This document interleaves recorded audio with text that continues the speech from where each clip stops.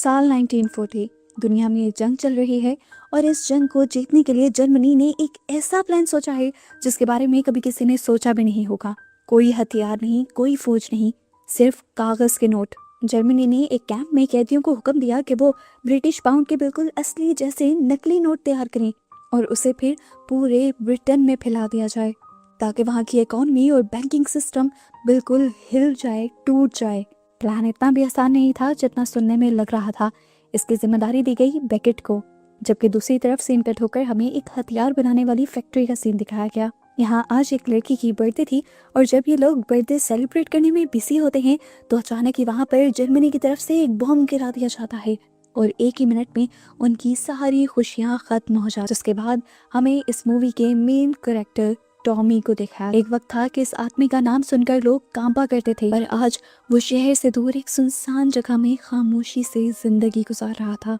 उसका एक साथी आकर अब उसे खबर देता है कि रात में शहर पर हमला हुआ था और इस हमले में सरवाइव करने वाले लोग अब इन्हीं के इलाके के करीब आकर पनाह ले चुके। मसला ये नहीं था कि लोग उनके इलाके के करीब आए थे, मसला ये था कि उनमें से एक औरत ने टॉमी को पहचान लिया था और उसने इसके बारे में जॉनी से सवाल भी किया और उस आदमी ने जवाब दिया कि टॉमी अब दुनिया से कटकर अपनी एक किताब लिख रहा है। टॉमी जॉनी को यहाँ से भेज देता है और कुछ देर बाद उसे अपनी खिड़की के बाहर कोई बच्ची दिखाई देती है। वो बाहर जाता है और उसे एक लाल स्टॉलर पड़ा हुआ दिखाई देता है। उसने स्टॉलर उठाया, ये उसकी बेटी का था। दूर उसे उसकी बेटी की स्पिरिट भी दिखाई दी जो खेल रही थी, खुश थी। उसे देखकर वो भी खुश हो जाता है और अपनी बेटी के इस दुपट्टे को अपने भाई की ग्रेव पर रखकर आगे बढ़ जाता है। इस टाइम उसकी आंखों में दुख साफ नजर आ रहा था। वो यहाँ पर खड़ा हुआ ही था कि उसे जॉनी ने आकर बताया कि आज उससे मिलने के लिए उसकी बहन आई है। वो अपनी बहन को भी अपने घर के अंदर नहीं बुलाता बल्कि उससे मिलने के लिए उसकी गाड़ी में बैठ जाता है। अदा आजकल पार्लियामेंट की मेंबर थी। वो तो अच्छाई के लिए काम करती थी, लेकिन टॉमी हमेशा से बुराई के लिए जाना माना जाता था। वो उससे पूछती है, आखिरी मर्तबा कब इस दुनिया को निकल कर देखा था? पता भी है तुम्हें तुम्हारा बेटा आजकल कर क्या रहा है? बर्मिंघम में पीकी ब्लाइंडर्स चला रहा है, तुम्हारा बनाया हुआ एक गैंगस्टर ग्रुप, और इस तरह चला रहा है जैसे वक्त रुक गया हो, तुमसे भी ज्यादा जुनून से, ज्यादा खतरनाक तरीके से, और इस तरह उसकी जान को खतरा है। अगर तुम्हें उसकी जान बचानी है तो तुम्हें वापस आना होगा, अपने बेटे से बात करनी होगी, वरना उसे फांसी चढ़ा दिया जाएगा या फिर लोग खुद उसे खत्म कर देंगे। थोड़ी देर खामोश रहने के बाद टॉमी जवाब देता है, नहीं, मैं नहीं जाऊंगा। आर्थर के मर जाने के बाद मुझे इस जिंदगी में कुछ नजर नहीं आता। उसकी बातों से साफ लग रहा था कि वो टूट चुका है। यहाँ दोबारा हमें उसी फैक्ट्री को दिखाया जाता है जहाँ पर वेपन्स बन रहे थे और जहाँ पर धमाका हुआ था। अचानक वहाँ पर पीकी ब्लाइंडर्स की एक वैन आकर रुकती है जिसमें से उनका लीडर ड्यूक निकलता है जो कि टॉमी का ही बेटा है।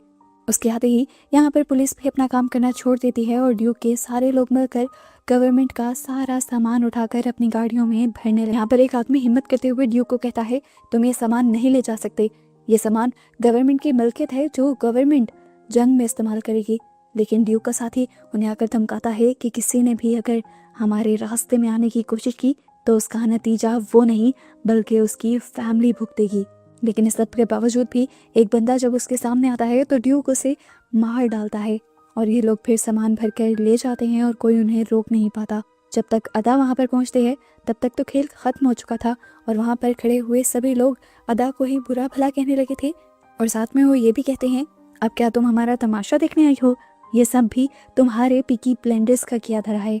अदा सबको बताना चाहती थी कि पीकी ब्लाइंडर्स में चाहे उसके खून के रिश्ते काम करते हैं, लेकिन कभी उसने पीकी ब्लाइंडर्स का साथ नहीं दिया। लेकिन यहाँ अदा की कोई भी नहीं सुनता। सीन कट होता है और कुछ देर बाद हमें पीकी ब्लाइंडर्स के अड्डे पर जॉन बकेट को दिखाया जाता है जो कि ड्यूक से मिलने आया था। वो चमचमाते हुए $5 के नोट उसके टेबल पर रखता है और कहता है, 350 मिलियन पाउंड और है मेरे पास। बस करना यह है कि क्रिमिनल नेटवर्क के जरिए ये पैसे ब्रिटिश इकोनॉमी तक भिजवाएं और इसके बदले तुम्हारा हिस्सा होगा 70 मिलियन, यानी इस पूरी अमाउंट का 20%। वो कहता है, ये डील तो वैसे मैं टॉमी से करने आया था, लेकिन अब तुम सामने बैठे हो। उसकी ये बात सुनना था कि ड्यूक को गुस्सा आ गया। उसने उसके ऊपर गन दानी और कहा, अब टॉमी यहाँ नहीं आता, अब यहाँ का बॉस मैं हूँ, मैं और कोई नहीं। जो फैसला करना होगा वो मैं ही करूँगा। अपने आप को बॉस ना कहने के गुस्से में वो बिना सोचे समझे इस डील को कबूल भी कर लेता है, एक चैलेंज के तौर पर। सीन कट होता है और हमें टॉमी के घर को दिखाया जाता है।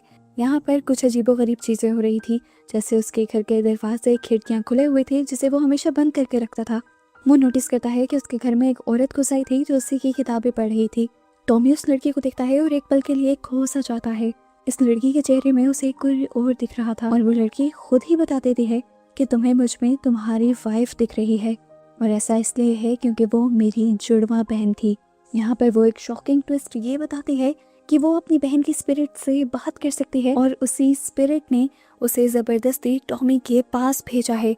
यानी टॉमी की वाइफ ने अपनी बहन को टॉमी के पास भेजा था। टॉमी अपनी वाइफ की याद में खो जाता है और हमें पास्ट में 1914 का वक्त दिखाया जाता है जब वो दोनों मिले थे। एक रेफ्यूजी कैंप में ये दोनों मिले थे और फिर उसके बाद उनके पास ड्यूक पैदा हुआ था। सीन प्रेजेंट में आते हैं और पता चलता है कि ये सारी कहानी वो औरत ही टॉमी को बता रही थी।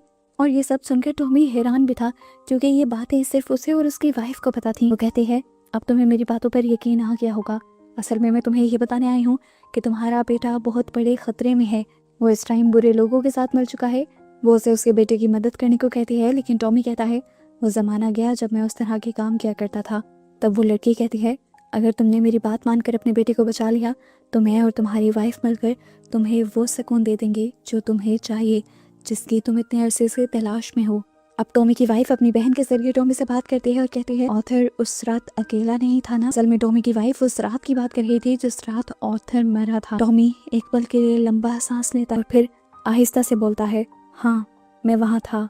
उस दिन ऑथर परेशान था, मुझसे पैसे मांगने आया था और गन भी वो साथ लेकर आया था। उसने मेरी गाड़ी ली थी। उस टाइम वो नशे में धुत था।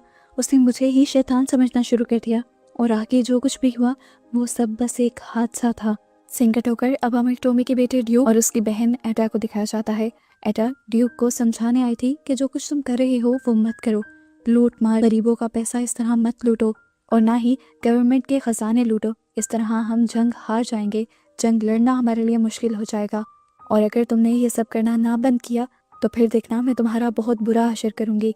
यहाँ पर ड्यूक उसकी धमकी पर हंसता है और कहता है आज तक कोई पैदा नहीं हुआ जो मुझे रोक सके।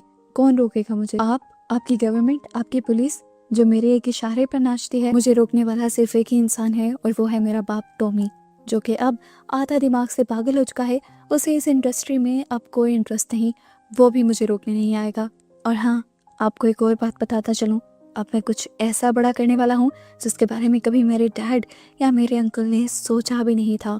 एता अब इसे छोड़कर उसी के ग्रुप के एक मेंबर चार्ली के पास जाते हैं और उसे कहते हैं कि मैं अपने ही भतीजे के खिलाफ खड़े होने का फैसला ले चुकी हूं। मैं बहुत सारे सबूत लेकर आर्मी कोर्ट में जाऊंगी और ये साबित करूंगी कि मेरे भतीजे ने लूटमार की है और गवर्नमेंट का सामान चुराया है। इसके लिए मुझे कुछ लोगों की जरूरत है जो कि मेरी बात की गवाही देंगे। मुझे प्लीज इन लोगों के एड्रेस बता दो।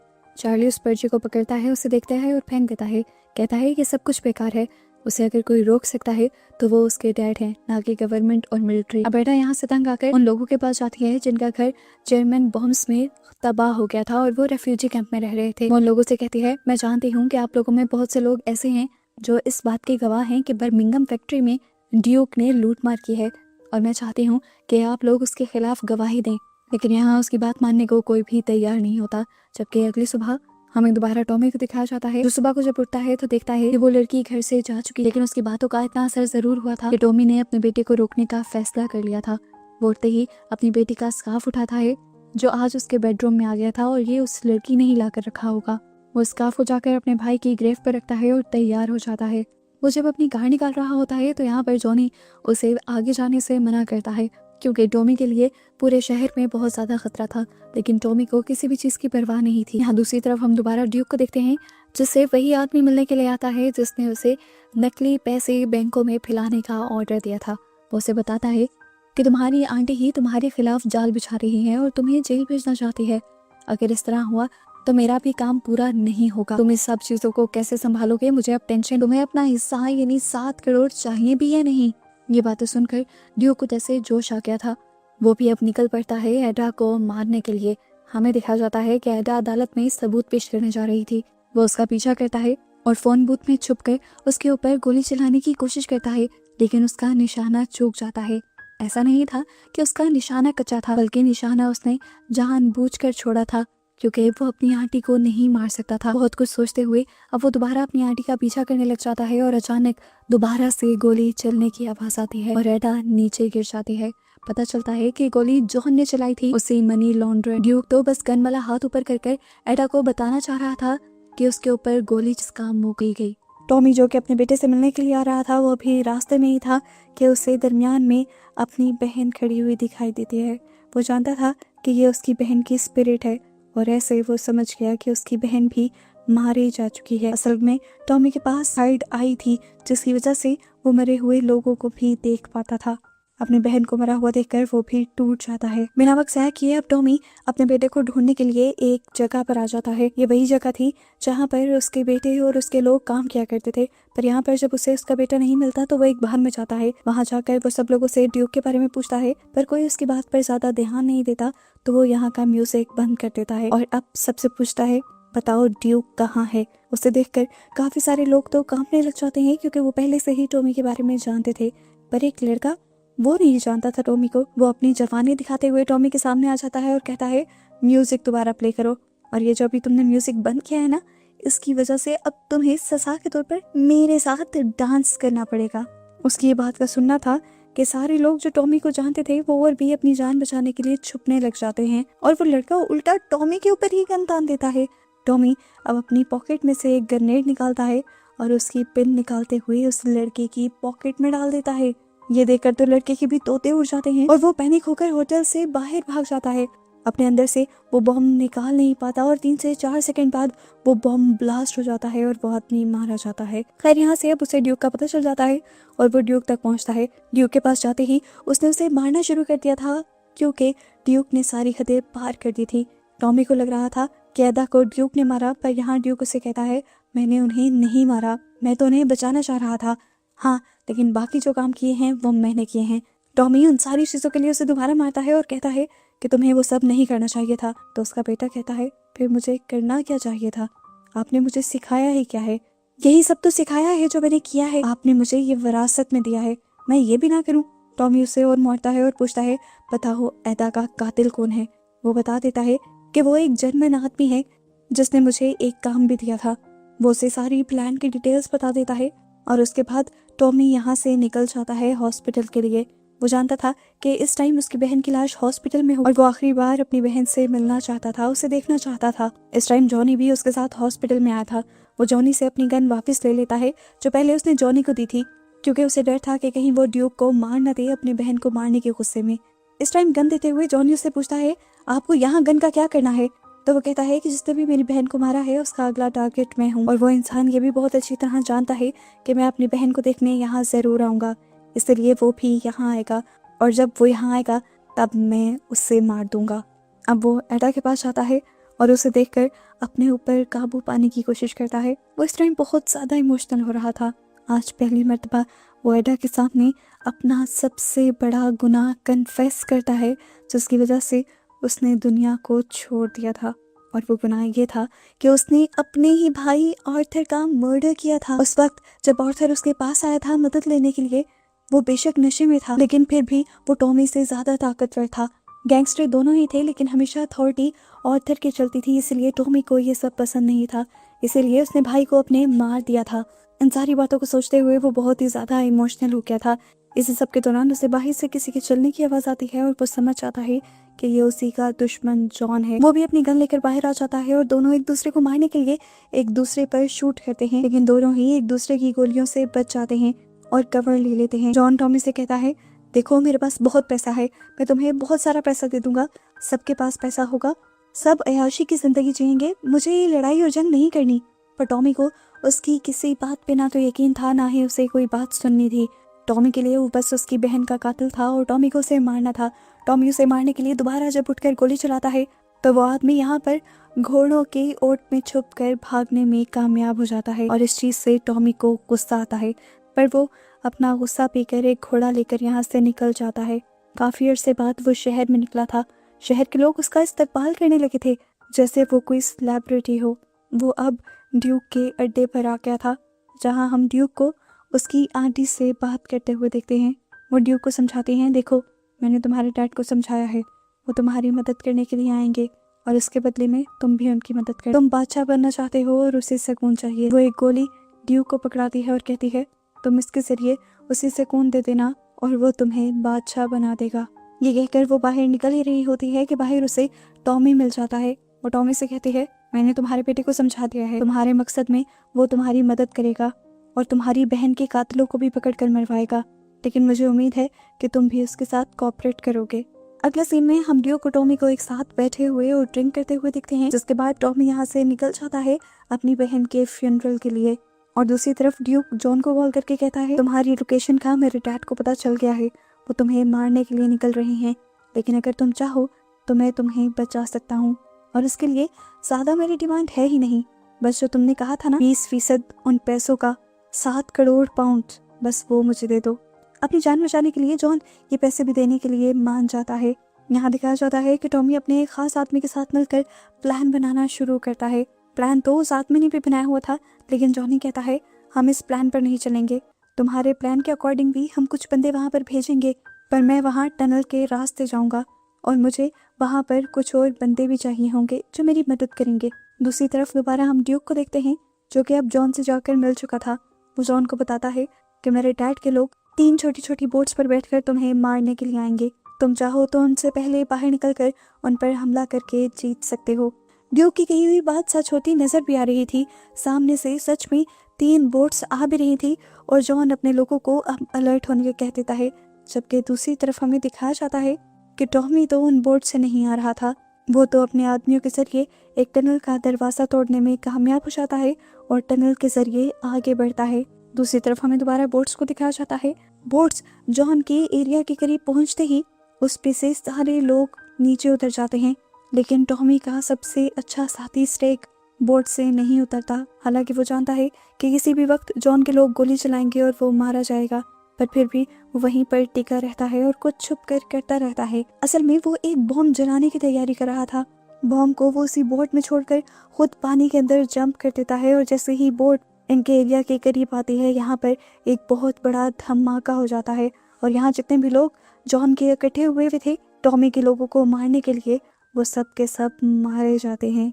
और ये देखकर जॉन को समझ आ जाता है कि ड्यूक ने उसे धोखा दिया था, डबल क्रॉस किया था। वो असल में था तो अपने डैड के साथ, लेकिन उसने यहाँ जॉन को भी यकीन दिलवाया कि वो उसके साथ है, और इस धोखेबाजी के नतीजे में वो उसके ऊपर गन तान देता है। इससे पहले कि वो ड्यूक को मार देता, यहाँ पर एक और जबरदस्त किस्म का धमाका होता है और जॉन गिर जाता है। पता चलता है कि ये धमाका किसी और ने नहीं बल्कि टॉमी ने किया था, और अब टॉमी के साथ उसके सारे आदमी यहाँ पर आ चुके थे। उसके आदमियों के यहाँ आने पर जॉन के भी आदमी अलर्ट हो जाते हैं और इस सब के दरमियान में फाइटिंग शुरू हो जाती है। पर टॉमी के आदमी कुछ ज़्यादा ही ट्रेन थे, वो जल्द ही जॉन के आदमियों को मार देते हैं और इस सब के दौरान हम देखते हैं कि टॉमी भी जख्मी हो जाता है। ड्यूक जल्दी से टॉमी के पास जाता है और कहता है आपने यहाँ आने में काफ़ी देर कर दी। खैर, अब वो टॉमी से एक बॉम्ब लेता है और जाकर उन सारे पैसों को जला देता है जिनके जरिए जॉन इस मुल्क को गिराने का प्लान बना कर आया था। अपने पैसों को जलता देखकर जॉन को समझ आ जाती है कि उसका खेल खत्म हो गया, इसीलिए वो अपनी गाड़ी में बैठकर यहाँ से भागने की कोशिश करता है, लेकिन इससे पहले कि वो निकल पाता उसे सामने दिख जाता है मौत का फरिश्ता, यानी टॉमी, जो कि गन लेकर खड़ा था। वो बड़े आराम से 2 फायर कर उसे मार सकता था, लेकिन उसने इंतजार किया कि पहले जॉन उसे मारे, क्योंकि वो भी ये जिंदगी जीना नहीं चाहता था। जॉन जब उसके ऊपर 2 फायर करता है, उसके बाद टॉमी उसे एक ही दिल पर फायर करके मार देता है। अब अपने आप को पूरी तरह मरवाने के लिए वो अभी भी जॉन की कार के सामने ही खड़ा था, पर इससे पहले कि जॉन की कार उसे हिट करती, ठीक वक्त पर ड्यूक आकर अपने डैड को साइड पर कर देता है। यहाँ पर अभी भी उम्मीद थी कि टॉमी की जान बच जाती, पर टॉमी खुद ड्यूक से कहता है कि तुम्हारे पास जो गोली है उससे मुझे सुकून दे दो। ड्यूक अपने डैड को नहीं मारना चाहता था, पर वो जानता था कि उसके डैड को सुकून ऐसे ही मिलेगा, इसीलिए वो गोली जो उसकी आंटी ने उसे दी थी वो अपनी गन के अंदर डालता है और उससे अपने डैड को शूट करके ख़त्म कर देता है। टॉमी को अपने आखिरी पलों वो सब याद आता है जो कुछ उसकी ज़िंदगी में अच्छा हुआ था, उसकी वाइफ, उसकी बेटी, उसकी बहन, और ऐसे ही वो ज़िंदगी के सारे अच्छे पल को एंजॉय करते हुए मर जाता है। जिसके बाद ड्यूक अपने लोगों से कहता है कि जितने भी पैसे हैं इन सारे पैसों को जला दो, और ख़ुद वो अब अपने डैड का फ्यूनरल करने लग जाता है। और ऐसे ही टॉमी के फ्यूनरल के साथ ये कहानी यहाँ ख़त्म हो जाती है।